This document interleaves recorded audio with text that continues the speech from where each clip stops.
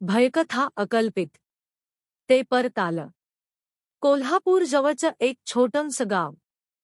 गावाच्या बाहेर एक मोडकळीस आलेला वाडा होता. त्या वाड्याबद्दल एकच गोष्ट प्रसिद्ध होती. तिथे जे मरतं ते पुन्हा परत येतं. कोणीही रात्री त्या वाड्याकडे जात नसे. एका रात्री 4 मित्र अज्ज, निलेश, करण आणि सागर यूट्यूबसाठी हॉरर व्हिडिओ शूट करायला तिथे गेले. रात्र काळ्याकुट्ट होती. वाड्याचा दरवाजा ढकलताच आतून कुजका वास आला. सागर हसत म्हणाला, आज भारी कंटेंट मिळणार.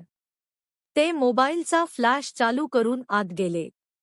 भिंतींवर विचित्र काळे डाग होते आणि एका खोलीत जुनं आरसासारखं काहीतरी उभं होतं.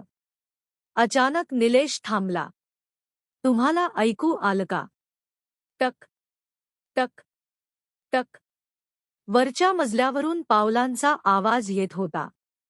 अज्ज ओरडला, कोण आहे वर? क्षणात आवाज बंद झाला. ते हळूहळू वर गेले. वरच्या खोलीत धूळच धूळ होती. पण मधोमध खुर्ची हलत होती. स्वतःहून. करण घाबरून मागे सरकला. तेवढ्यात सागरचा कॅमेरा बंद पडला. आणि खोलीच्या कोपऱ्यातून कुणीतरी कुजबुजलं, तुम्ही मला पुन्हा जागं केलं. सगळ्यांच्या अंगावर काटा आला.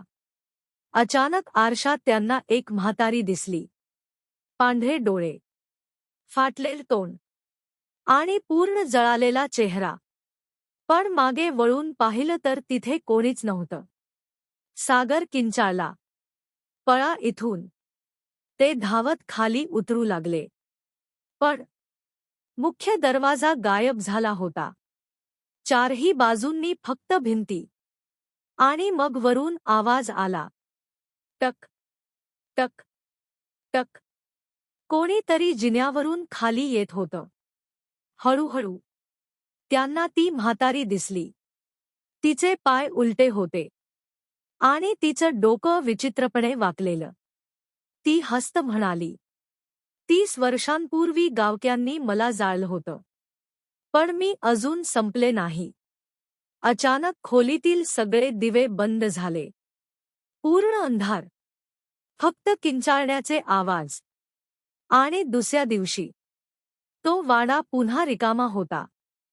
फक्त एका मोबाईलमध्ये शेवटचा व्हिडिओ सापडला. कॅमेऱ्यासमोर ती म्हातारी उभी होती. आणि ती हळूच म्हणत होती, अकल्पित. ते परत आलं.